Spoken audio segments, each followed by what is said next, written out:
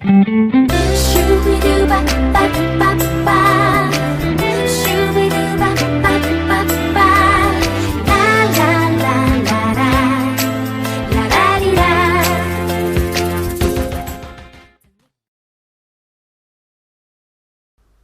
안녕하십니까? 오늘도 영혼을 바쳐 일하는 남자 오영일입니다. 자, 오늘 낮에 있었던 상담 사례 하나 좀 공유해 보려고 하는데요. 이분의 고민은 이런 거였습니다. 기존에 보험이 있는데 보험을 더 추가로 가입을 하려고 한다. 어떻게 하면 좋을까요? 라는 질문을 하셨어요. 그래서 제가 여쭤봤습니다. 왜 더 보험을 추가로 가입을 하려고 생각을 하십니까? 그랬더니 그런 거죠. 미혼 때는 딱히 이런 보험 같은 거에 별로 관심이 없었는데 결혼도 하고 아이도 생기고 하니까 혹시 내가 잘못돼서 남아있는 우리 아이와 가족들이 경제적으로 고통받지는 않을까 이런 게 좀 고민이 된다고 하시더라고요. 걱정도 된다고 하시더라고요. 그래서 그러시군요. 근데 갑자기 왜 그렇게 그런 고민을 하게 됐습니까? 라고 여쭤봤더니 주변에서 말들이 많대요. 야, 너 보험 이거 갖다 부족하다. 뭐 더 해라. 뭐 이거 해라. 뭐 안보험 부족하다. CI 보험 필요하다. 종신보험 늘려라. 막 이런 얘기를 들었. 넌 가족을 사랑하지 않느냐. 뭐 이런 얘기를 들었다는 거예요. 그러니까는 막 여러 번 얘기를 들으니까 흔들리는 거죠. 그러면서 한편으로는 나는 지금 보험이 중요한 게 아니고 나 연금도 노후도 회사에서 한 퇴직연금 말고 전혀 준비하고 있는 게 없는데 이것도 고민인데 이건 또 어떻게 하면 좋을까요? 또 그런 생각을 하시는 거죠. 결론부터 얘기하면은 가족을 위해서 보장성 보험을 더 준비를 할 것이냐 아니면 나의 은퇴를 위해서 연금을 새롭게 준비할 것이냐 여기에 있으신 것 같아요. 그래서 결론부터 말씀드리면 저는 이렇게 말씀드렸습니다. 보장성 보험은 사실 이런 거죠. 우리 위험에는 크게 두 가지 위험이 있는데요. 첫 번째라기 보기보다는 일단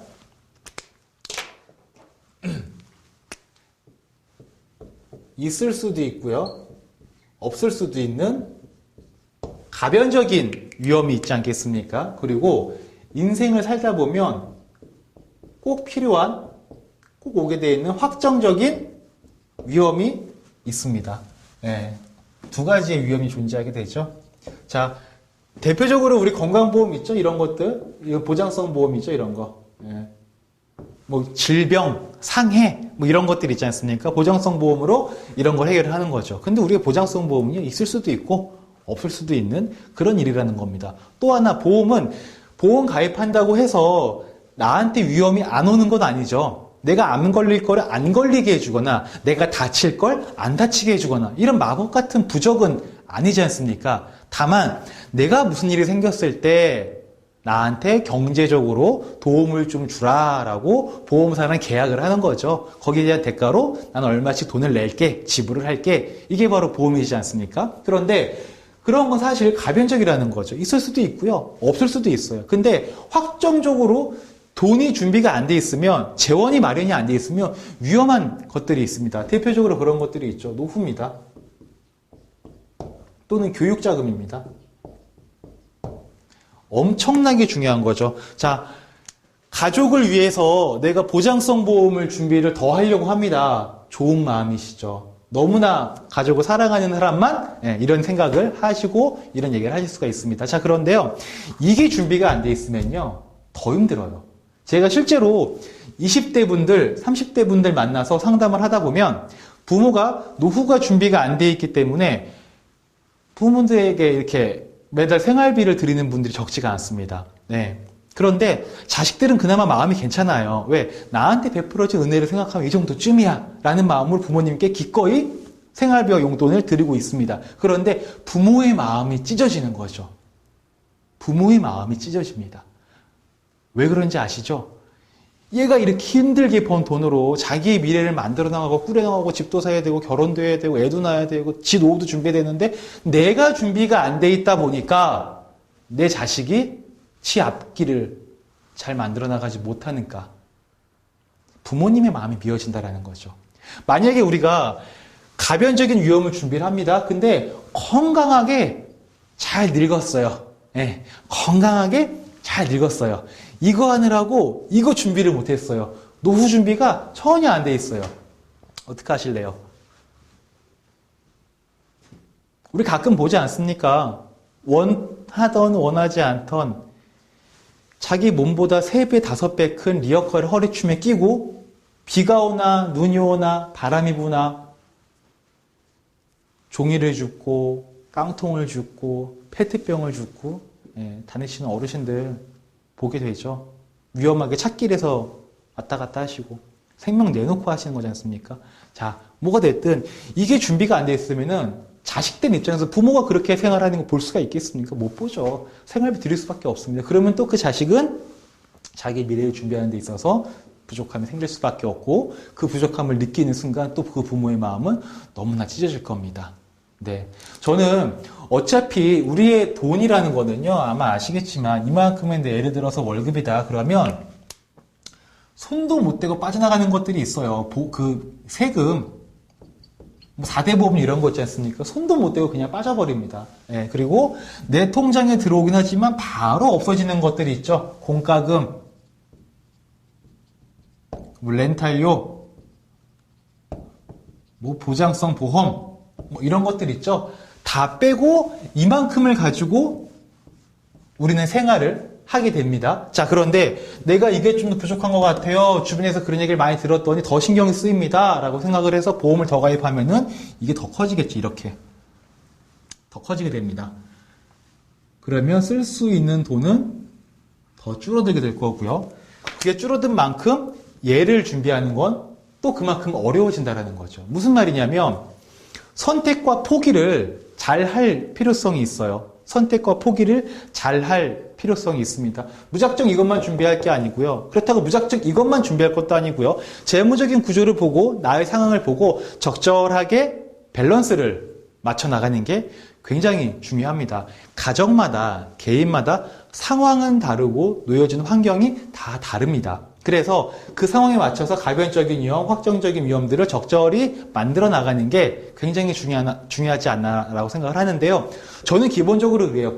가변적인 위험을 좀 준비하는 거는요. 소득의 8%를 넘지 마라. 가능하면 8% 내외에서 준비를 하자라는 거죠. 그래야 내가 혹시 무슨 일이 생겼을 때 보험사가 나한테 주는 돈이 나의 생활을 밑받침해 줄 수가 있습니다. 소득의 한 1% 정도만 내면 너무 작잖아요. 예, 그거 내가지고 받아봤자 얼마나 받겠습니까? 예, 우리가 보험이란 게 그런 거잖아요. 내가 무슨 일 생기면 네가 나한테 이렇게 책임져. 대신 내가 보험료 낼게. 그래서 보험료를 많이 내면은 많이 책임져 주는 거고, 보험료를 적게 내면은 적게 책임져 주는 거잖아요. 그래서 중요한 건 뭐냐면은, 다들 그 자기 소득에 맞춰서 생활 패턴이 만들어져 있지 않습니까? 근데 300만 원 버시는 분이랑 1000만 원 버는 분이 있으신데 똑같이 보험료를 30만 원씩만 냈어요.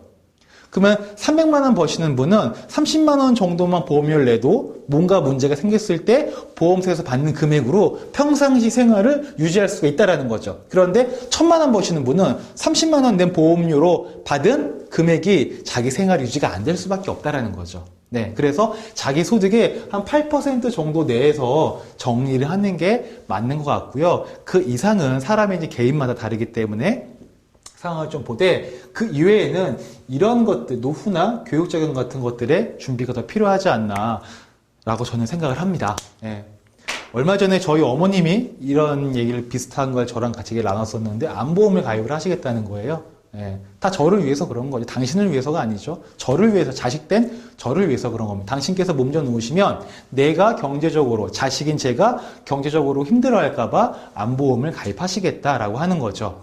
그래서 저는 그냥 그랬습니다. 어머니, 암보험 가입하실 거 그 돈 한 달에 적어도 연세가 있으시기 때문에 한 5, 6만 원 할 텐데 그 5만 원 매달 저한테 주세요. 저한테 주셔서 제가 잘 갖고 있다가 1년에 한 번씩 또는 적절한 시기마다 건강검진 받을 수 있게 해드릴게요. 엄마가 갖고 있으면 다 쓰실 거 아니에요. 예. 저한테 줘라 그냥 보험 생각하고. 근데 그 돈 모았다가 내 돈 조금 보태가지고 건강검진 제대로 받게 해드리겠다. 그러면 우리 암 걸린 다음 걸 걱정하지 말고 암이 안 걸리게 사전에 준비를 하자라는 거죠. 예. 아프고 나서 보험금 나오면 뭐합니까? 안 아픈 게 우선이죠. 예. 근데 그렇다고 해서 아예 암보험이 없으면 좀 얘기가 달라질 수 있겠지만 저희 어머님 같은 경우에도 기본적인 암보험 준비가 되어 있으셨습니다. 그러면 굳이 더 하지 말자라는 거죠. 딱 치료 비용 정도는 나올 수 있게끔만 세팅이 되어 있으면 우리 암 걸려가지고 뭐 돈 더 남기려고 그런 거 물론 남으면 좋지만 남기려고 암보험 가입하진 않지 않습니까? 네. 그러니까 이런 식으로 해가지고 이제 보험료를 너무 많이 가입하지 말자 이렇게 생각을 해가지고 이렇게 말씀드려서 그렇게 하고 있는데 자 우리 여러분들도 마찬가지로요. 우리 보험 가입할 때 항상 이게 고민됩니다. 가변적인 위험이냐 확정적인 위험이냐. 저는 가변적인 위험은 8% 내외에서 뭐 개인마다 다르겠지만 그 정도 내에서 정리를 좀 하시고 그리고 이쪽으로 집중을 하는 게 더 괜찮지 않을까라고 생각이 됩니다. 또 가끔 이러신 분들이 있어요. 그러면 나 예를 들어서 30만 원 정도 나 이렇게 그 보험 가입하려고 생각했는데 그러면 당신 말 듣고 30만 원 다 안 하고 한 10만 원 정도만 가입할게. 난 이 정도만 해도 괜찮을 것 같아 라고 좀 최소로 하겠어 라고 합니다. 그리고 20만 원을 다른데 써버리면 아무 의미가 없죠. 예, 그럴 거면 차라리 그냥 보험이라도 30만 원 가입하는 게 낫죠. 그러면 나머지 20만 원은 노후 자금이 됐든 교육 자금이 됐든 뭐 주택 자금이 됐든 그냥 종잣돈 마련이 됐든 어딘가에 저축을 할 때 의미가 있는 거죠. 예.